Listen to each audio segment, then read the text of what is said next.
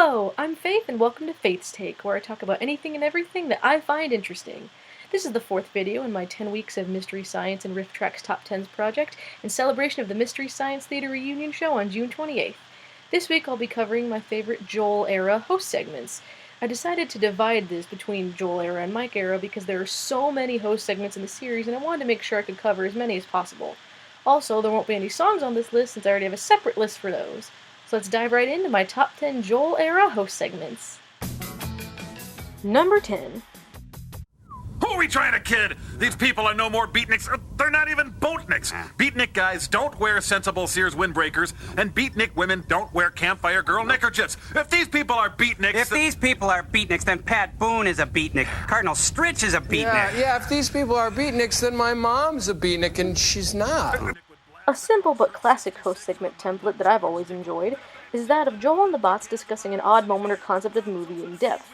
For a movie called The Beatniks, there's not a single Beatnik in the movie, and Joel and the Bots are here to help you see whether or not you are actually a Beatnik. It'd be a good time to take this opportunity to teach the people at home and in transit some of the telltale signs that you're probably not a Beatnik. If you find yourself saying things like, "I'll be right over after I clean up," Or, hey, come on, I really like the gym teacher. Or, could you please pass the spring rolls? You're probably not a Beatnik. If you've ever wondered if you're a Beatnik, you need wonder no more. Capiche? Done. feels good. Beatniks! Number 9. Huh?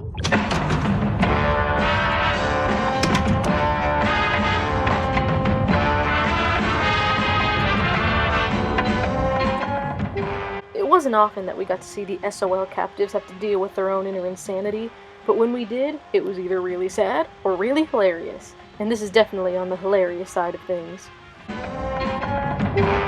Hey, Joel, what is that thing?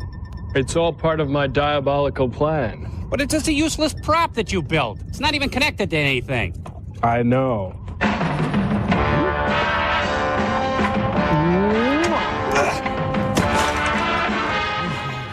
It's just plain fun to see Joel go a little nuts every once in a while.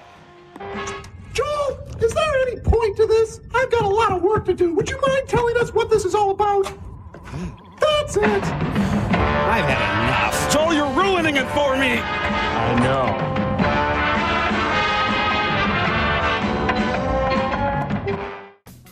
Number 8. Just put 2 scoops of ice cream in a blender. No, 3 scoops. 3 scoops. Three Okay. scoops. Gotcha. 3 and scoops add some malted milk. of ice cream? Yep, and Okay. then fill it to the top with cool menthol barbicide. Yeah, and garnish with a cone. Oh, come on, you guys. That's it. The fun time's over. This is my sketch. You guys never go along with me on these things. I stop. I'm quitting. Come on, Oh, Joel. come on, baby. We're just funning ya. No way. If there's one thing I enjoy more than seeing Joel go crazy, it's seeing him get frustrated.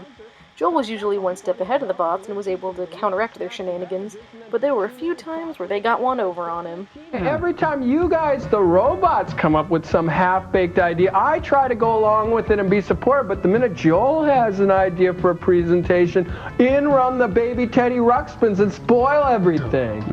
And by the end of this squabble, only Gypsy comes out unscathed.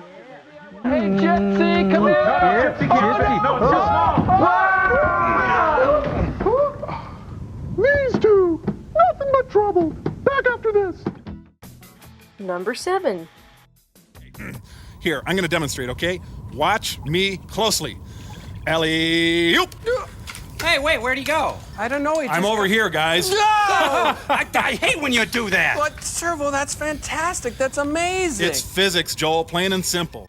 I love the fact that Tom has a semi-supernatural ability, and the fact that all he does with it is use it against Crow. He does this to me at night. Scared the hell out of me. It's easy, guys. A trained chimp could do it. Come on. I really like getting little tidbits about off-camera scenes. This really helps establish a sense of reality for the characters. For me, this is just a nice little bit of character and world building. Well, I'm not doing it. Doing it makes you chubby and stupid like Tom. Say it to my face, Timmy. The Joel, help me! I know I can also warp space and time this way. Watch. I don't think that. But that still doesn't explain how John Ireland is able to go into the attorney's office and end up on his horse on the... What the... See what I mean? Number 6. Hey, Cambot, move it in a little and cue that moody music. Well, what would Joel do in a situation like this? No. I've got to learn to think for myself. To stand on my own 2-foot-like appendages. Seize the day, yeah. King Dinosaur was one of the first episodes I ever saw. For this episode, I liked the host segments fine, but for some reason I didn't have a real connection to the characters. This was the moment where I realized I could really get invested in their personalities. Put on a one-man show and talk about your true inner feelings in an emotionally charged, gut-wrenching autobiographical account of your warped adolescence, and then watch the grant money come in. Woo! But don't snap judge me. And then watch that, put a drop of vanilla behind each ear and you'll smell like a cookie all day. Or eat an apple, nature's toothbrush. Ask Mr. Owl how many licks it takes to get to the Tootsie Center. While the writing here is very funny, I really credit Trace's performance. This is where I finally felt connected to these riffers, and I was able to enjoy the show all the more because of it. I can't make a decision. I'm no good at this sort of thing. It's up to you. I'm passing the buck. To you. And I've got commercial sign. Number 5. This essay's ready? Yeah, ready. Okay. Let's go. Who wants to go first? You want to go first? Crow, you want to go first, buddy? Okay. Yeah. I'm a Christmas-loving sap. That's pretty much the only reason this is on here. Joel, Tom, and Crow's depressing reports do have a fun, dark humor to them. Elves and Santa, take an example from the Keeblers. Now there's some fairies who know how to market. Oh, to see the rosy face of Santa in the portal offering me a Coke and a smile. Of course, his face would be rosy because it's a vacuum out there. I mean, Santa's heart would explode, but he won't feel it because his capillaries in his brain would pop like little firecrackers due to the blood boiling away in his veins like a pudding in a copper. Oh, the humanity! Oh, his jolly old belly would start bubbling like a roasted marshmallow, eyes bulging and popping up, and the reindeer, he's floating like holiday floats in their turn, exploding in a hail of blood and entrails. Prancer, boom! Dancer, boom! Hey! Tom. Take it easy. And although this was Christmas, Jesus was nowhere to be seen. Jeez, Joel, you thought I was bad. Yeah, are we really this cynical about Christmas? Well, maybe Jesus But of has a course, it's the Christmas simple, story for heartfelt everybody. ending that gets me every time.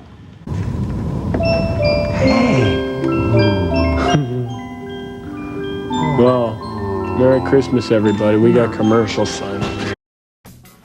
Number 4. Monson, you can't say that Timmy...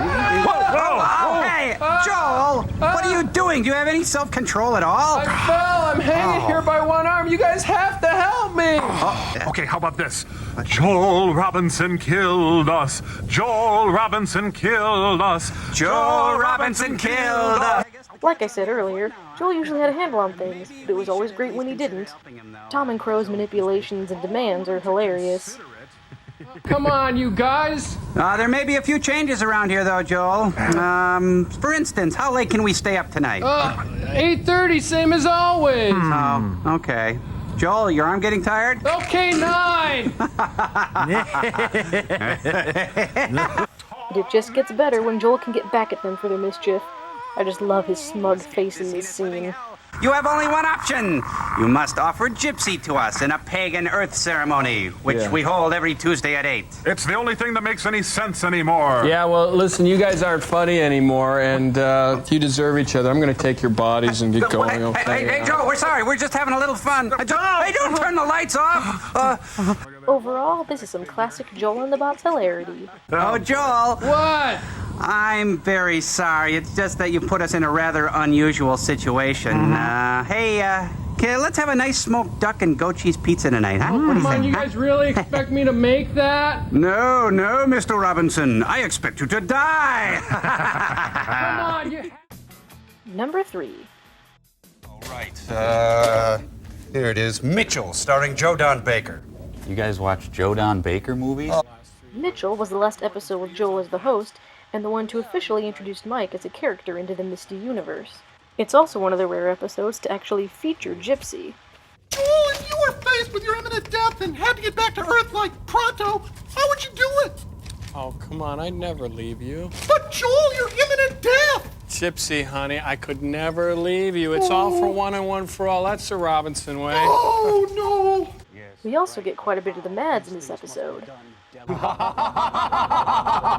Let's do it now. No, patience, my little henchman. Let's wait until after the experiment. Yes, brilliant. Make him work for it. Yeah. And then our little jumpsuited fool will be history.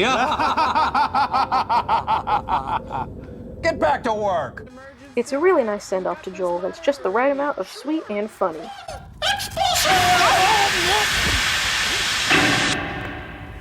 I gotta go, guys. Hey, see you later. Sorry, folks, I can't come back. Bye. I don't know how it works. Bye. Goodbye. Bye. Wow. Panic! Ah! Panic! Joe! And it properly sets up Mike to assure the audience that the torch has been passed and the show will live on. In fact, I think you're going to be working for me for a long, long time. Push the button, Frank. Say, Mike, what size jumpsuit do you wear? Number 2. How are we supposed to do a sketch when we have to watch Manos? We're never gonna make it. This is a bug hunt, man. A bug hunt. Game over, man. Game over. Now this is the sad insanity that I was talking about before. These are the segments where they take the whole trapped in space against your will thing a little more seriously.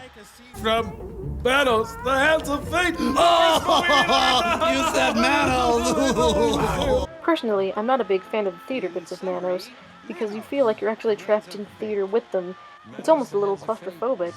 Instead of the movie being elevated, you really just feel like you were dragged down into the trenches with them. I mean, you know the movie's awful when the Mads actually apologize for it. I just wanted to say how really sorry I am about Manos, the Hands of Fate. I mean, I know it's our job to send you really bad movies, but this time, even I have to admit, we really went too far. Hi, fellas. Look, I just wanted to let you know, I know this movie's a tough one, and I just wanted to let you know I feel for you. Luckily, the segments come off a little more comical than the theater scenes, and they help us stay afloat in the sea of despair that is Manos, the Hands of Fate. Oh, Daddy! Oh, look, haven't you done enough damage already? Unfortunately, we'll be right back. Honorable mentions.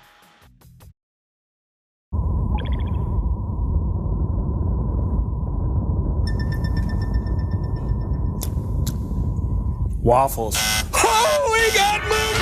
Are you grateful you're alive? Is your day full 9 to 5? Tom, what color is my jumpsuit? Red. Okay, and what color is Crow? Red. Commercial sign in 5, 4, 3, 2. What color is Dr. Forrester? Red. What about it? Okay. Number 1. Hey, who's this over here? Oh, I prayed for a friend, and he came. His name is Timmy. Well, I thought you wanted a bike. Timmy is one of the most creepy things I've seen on any television show ever. Who are you? What are you doing here? Keep away! No! In reality, Timmy is the puppet they would usually use for Crow in the theater, as the black shows up the best with the silhouette effect. However, in this actual episode, they never address what Timmy actually is or where he came from. You know, Crow, your friend's kind of quiet. Does he talk? Oh, he talks. Only I can understand him. He wants to talk through me. As usual, they treat something dark with a healthy dose of levity, but there's definitely an eeriness throughout the episode that makes you feel a little uncomfortable. Timmy, no! Joel? No, Timmy. Here, let me.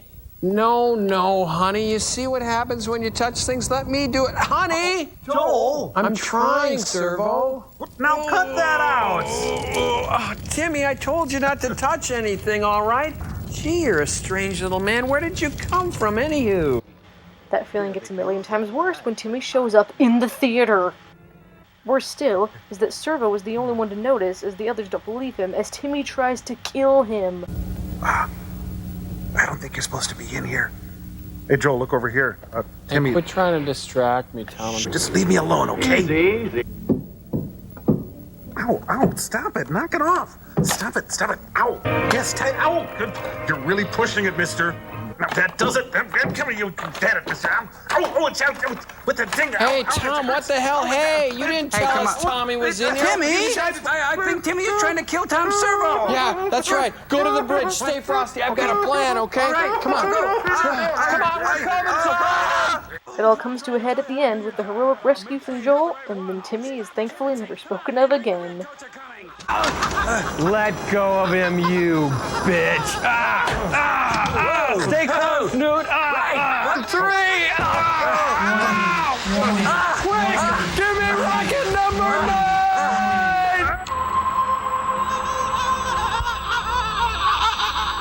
Warning. Oh, listen, I don't want you to ever, I mean never let a dark specter onto the ship again. I don't even care if he's shaped like me. What were you thinking? Oh, don't hit or yell. Oh, I'm sorry. I can't stay mad at you. Hey, look, you know what that means? Commercial sign. Commercial sign. You feel like a commercial sign? No matter how many times I see that, Timmy is just as terrifying.